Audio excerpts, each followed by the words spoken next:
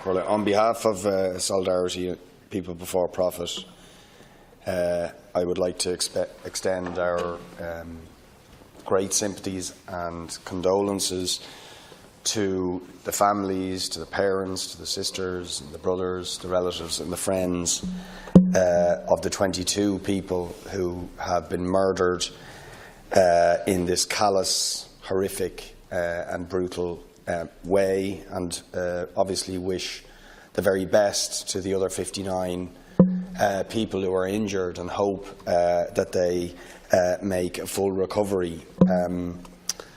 I understand already 2 of the young victims have been identified.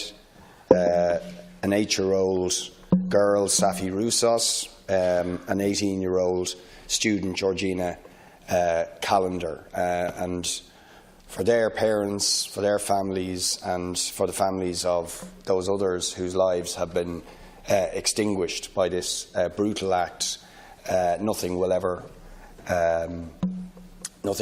resolve the pain and the suffering that they have to endure today. And I think we have to say that any attack that deliberately targets children and families who are out just having fun can be described as nothing other than barbaric and senseless, and must be condemned utterly. Let me also pay tribute to the people of Manchester, those who opened their homes last night to let people fleeing the scene into their homes, to the taxi drivers who drove people free, and the hotels who took people in and allowed them to stay the night.